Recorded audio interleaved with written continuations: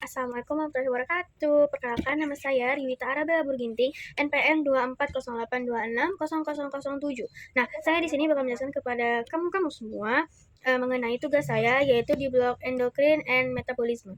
Nah, jadi kita mulai saja ya, dimulai dari anatomi dari sistem endokrin. Nah, sebelumnya sistem endokrin ini merupakan jaringan kelenjar yang dalam tubuh. Nah, itu tugasnya untuk melepaskan dan menghasilkan hormonnya teman-teman ya. Nah, jadi hormon-hormonnya itu berfungsi untuk pertumbuhan tubuh kita, sistem reproduksi tubuh kita dan juga metabolisme tubuh kita. Nah, jadi organ-organ yang menghasilkan hormon dan juga melepaskan hormon itu ada sih dimulai dari hipotalamus ya teman-teman ya. Nah, jadi hipotalamus ini merupakan bagian dari otak ya. Nah, jadi dia itu berperan sebagai pusat kendali dari pembuatan hormon. Nah, dia itu tugasnya itu merangsang dan juga menghambat pelepasan hormon. Nah, contoh-contohnya itu dia ada dopamin, ADH, dan TRH. Lalu yang kedua itu ada pituitary gland. Nah, jadi pituitary gland ini nama lainnya itu ada hipofisis. Nah, jadi dia itu terletak di dasar otak. Nah, dia tuh gantung-gantung gitu loh, kayak nih otak terus di bagian bawahnya. Nah, jadi dia itu fungsinya tuh mengendalikan aktivitas kelenjar endokrin lainnya. Nah, juga ini kelenjar ini juga mempengaruhi pertumbuhan, metabolisme, dan fungsi-fungsi tubuh. Nah, jadi contoh-contoh hormonnya di pituitary gland ini atau hipofisis itu ada GH, ACTH, TSH, dan FSH, serta LH. Lalu yang ketiga itu ada pinealis gland. Jadi pinealis gland ini dia tuh menghasilkan melatonin ya teman-teman ya. Terus yang keempat ada thyroid gland. Nah, jadi thyroid gland ini merupakan kelenjar di bagian leher bagian depannya teman-teman ya. Ini sini. Nah, dia itu menghasilkan hormon T3 dan T4. Nah, jadi fungsinya itu untuk mengatur metabolisme tubuh serta juga termasuk laju dari detak jantung kita. Lalu yang selanjutnya itu ada si parathyroid gland ya. Parathyroid gland ini dia terletak di belakang tiroid. Nah, jadi parathyroid ini itu berfungsi untuk mengatur kadar kalsium di dalam darah ya teman-teman ya. Nah, contoh hormonnya itu ada si PTH. Lalu ada adrenal gland. Nah, jadi adrenal gland ini itu merupakan kelenjar hormon yang ada di atas ginjal. Jadi kita nih ginjal nih kanan nih kiri. Nah, jadi masing-masing ginjalnya itu di bagian atasnya itu ada kelenjar si adrenal. Nah, kalau misalnya itu ada yang bentuknya segitiga sama ada bentuk itu semilunar. Nah, jadi contoh-contoh hormonnya itu ada adrenal, kortisol dan DHEH. Nah, ini fungsinya itu untuk mengatur respon stres, mengatur respon terhadap peradangannya di tubuh kita, serta mengatur metabolisme. Lalu ada timus. Nah, jadi dia itu di dada, di bagian dari sini ya teman-teman ya. Nah, itu timus itu ada di setiap kita nih punya timus, tapi dia itu semakin kita bertambah usia, semakin kita bertambah pertumbuhannya, perkembangannya, timus itu bakal mengecil. Oke, nah jadi timus itu besarnya kapan? Nah, timus itu besarnya pas kita masih bayi. Nah, jadi timus ini itu berfungsi untuk mematangkan sel T, di mana sel T ini berfungsi untuk melawan infeksi dan penyakit. Oke, selanjutnya itu ada si pankreas ya teman-teman ya. Nah, kalau pankreas ini dia itu menghasilkan hormon insulin, glukagon, dan poplipeptida. Nah, jadi dia itu hormon-hormon yang berfungsi untuk mengatur gula darah. Nah, hormon-hormon mengatur gula darah itu si insulin dan glukagon. Nah, terakhir itu ada gonad. Nah, gonad ini itu terdiri dari ovarium dan testis. Nah, jadi kalau misalnya di ovarium itu kan ada di perempuan ya, teman-teman ya. Nah, jadi di perempuan itu dia tuh menghasilkan estrogen dan progesteron. Nah, ini berfungsi untuk perkembangan seksual, reproduksi kita, seksual dan reproduksi dari perempuan. Serta hormon keduanya ini estrogen dan progesteron dia itu bakal membuat ciri khas dari perempuan seperti pinggulnya membesar, dadanya membesar. Lalu yang testis. Nah, kalau testis itu menghasilkan hormon testosteron. Nah, ini terjadi di laki-laki. Ini juga membuat ciri khas untuk pria itu sendiri ya teman-teman. Contohnya janggut, kumis. Lalu yang kedua itu kita akan membahas mengenai regulasi upward and down hormon. Nah, ini itu merupakan peraturan atau naik dan turunnya hormon berfungsi sebagai mekanisme seluler yang untuk mengatur sensitivitas sel terhadap hormon. Regulasi up and down hormon ini dia itu penting karena dia itu menjaga homeostatis di tubuh kita atau menjaga keseimbangan kadar hormon di tubuh kita. Nah, jadi regulasi up and down ini itu juga dia itu melalui siklus umpan balik negatif. Nah, jadi umpan balik negatif dan umpan balik positif itu dia berlawanan ya teman-teman ya. Nah, kalau umpan balik negatif itu dia tuh mengurangi fluktuasi. Nah, dan membawa sistem-sistem yang dari negatif menuju keseimbangan. Sedangkan kalau yang umpan balik positif itu dia cenderung memperkuat perubahan yang yang terjadi akibat si umpan balik negatif. Ibaratnya umpan balik negatif itu bisa kita demam. Nah, jadi umpan balik negatif ini bakal membuat suhu kita menjadi normal. Sedangkan kalau yang umpan balik positif, dia tuh menjaga supaya suhu tubuh kita itu tetap normal. Up regulation atau peningkatan regulasi, dia itu terjadi ketika kadar hormon di tubuh itu menurun. Nah, jadi apa yang terjadi? Yang terjadi adalah sel target akan meningkatkan jumlah reseptor hormon. Nah, jadi efeknya akan meningkatkan sensitivitas terhadap hormon. Contohnya, ketika kadar hormon tiroid rendah, kelenjar pituitari dapat menghasilkan atau melepaskan TSH. Nah, jadi TSH ini itu kemudian akan naik dan akan merangsang peningkatan reproduksi T3 dan T4. Dia akan meningkatkan sintesis reseptor di tiroid.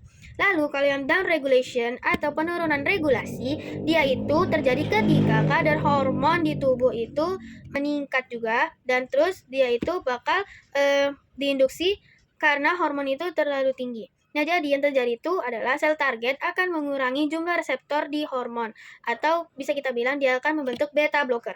Nah, sehingga mengurangi sensitivitas terhadap hormon dan mencegah respon yang berlebihan. Contohnya, saat kita memberikan pemberian glukokortikoid, yaitu dalam jangka panjang, nah itu menyebabkan penurunan sensitivitas terhadap hormon stres.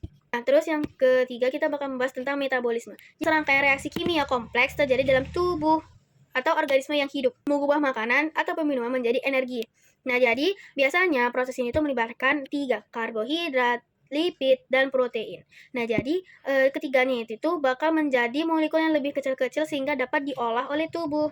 Nah, jadi jenis metabolisme itu ada 2. Yang pertama itu anabolisme dan katabolisme. Nah, anabolisme itu merupakan pemecahan sel di mana sel-sel kompleks itu pembentukannya itu dimulai dari yang sederhana. Contohnya itu ada sintesis protein. Lalu yang kedua ada katabolisme. Nah, jadi katabolisme itu merupakan pemecahan molekul dari besar ke kecil-kecil. Molekul kompleks menjadi sederhana.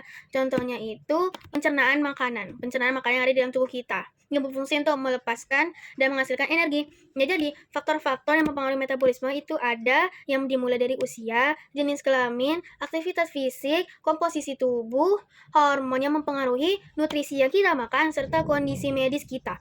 Metabolisme itu dibagi 3, yaitu metabolisme karbohidrat, metabolisme lipid, dan metabolisme protein. Jadi metabolisme karbohidrat itu dia itu terjadi glikolisis, glikogenesis, glucogenolisis, dan glucogeneolisis. Gluconeogenesis. Nah, jadi glukolisis itu dia itu perubahan glukosa menjadi pirufat. Lalu kalau yang glikogenesis itu dia perubahan glukosa menjadi glikogen. Jadi glukosanya itu dibekukan jadi glikogen. Lalu yang ketiga itu ada glikogenolisis. Jadi glikogenolisis itu perubahan si glikogen yang padat tadi menjadi glukosa. Lalu yang terakhir ada gluconeogenesis. Nah, itu pembentukan glukosa dari non-karbohidrat. Contohnya itu ada laktat dan asam amino. Lalu yang kedua itu ada metabolisme lemak. Nah, jadi metabolisme lemak itu terjadi lipolisis. Nah, jadi lipolisis itu menyebabkan trigliserida menjadi asam lemak bebas atau FFA. Lalu terjadi beta oksidasi. Jadi asam lemak yang bebas tadi atau FFA menjadi asetil-CoA dan berubah menjadi ATP. Jadi ketogenesis yaitu pemecahan si badan keton atau pemecahan hati di lemak.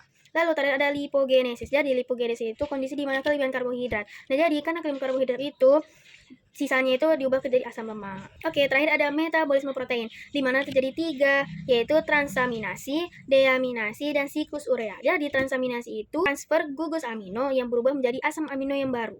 Terus yang kedua itu ada deaminasi. Jadi deaminasi ini merupakan tindakan penghilangan gugus amino, jadi dia berubah menjadi urea. Terakhir ada siklus urea. Nah, siklus urea ini terjadi detoksifikasi amonia, dia menyebabkan berubah menjadi urea. Lalu keempat kita akan memasuki regulasi metabolik. Nah, jadi regulasi metabolik ini terjadi saat genting-genting yang ada di dalam tubuh seperti saat puasa, saat lapar. Nah, jadi kita mulai dari fase puasa itu. Jadi puasanya itu hanya beberapa jam. Penggunaan glikogen yang ada di tubuh itu dimanfaatkan sebagai cadangan. Nah, terus dia itu tersimpan di hati dan otot. Nanti digunakan sebagai sumber energi utama. Di pankreas itu dia itu berhenti menghasilkan insulin.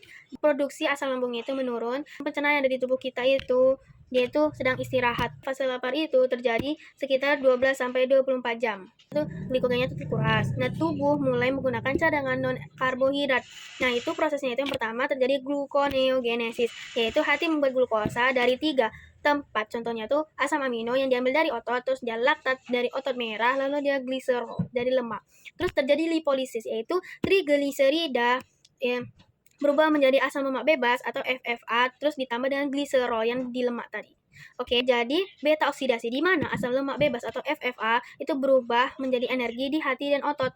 Terakhir ada hormon yang membantu saat lapar, itu ada glukagon, kortisol, dan adrenalin. Starvasi itu melebihi 24 jam buat peralihan besar, sehingga tubuh mulai menghemat glukosa dengan sehemat-hematnya. Jadi otak itu mulai pakai si keton badis yang ada di hati. Genesis di hati itu mengeluarkan aseton, asetoasetat, dan beta hidroksibutirat. Dan di otot itu namanya asam amino, sehingga terjadi gluconeogenesis. Diambil.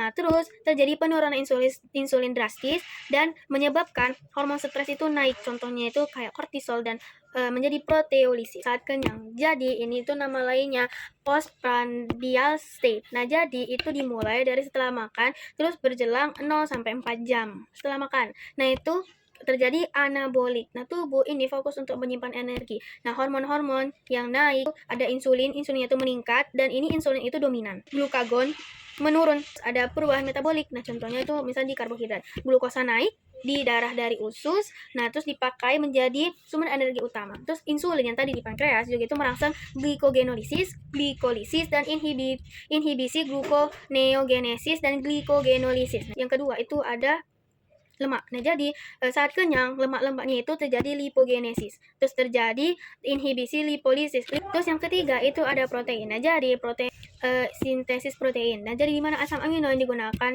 untuk membangun protein tubuh. Terus dia itu terjadi inhibisi proteolisis. Penyakit yang disebabkan di endokrin dan metabolisme. Nah, jadi contoh-contohnya itu ada si diabetes mellitus. Nah, itu terjadi akibat kekurangan dari insulin atau resistensi dari insulin. Nah, itu manifestasinya itu terjadi polidipsia, pliuria, dan hiperglikemia.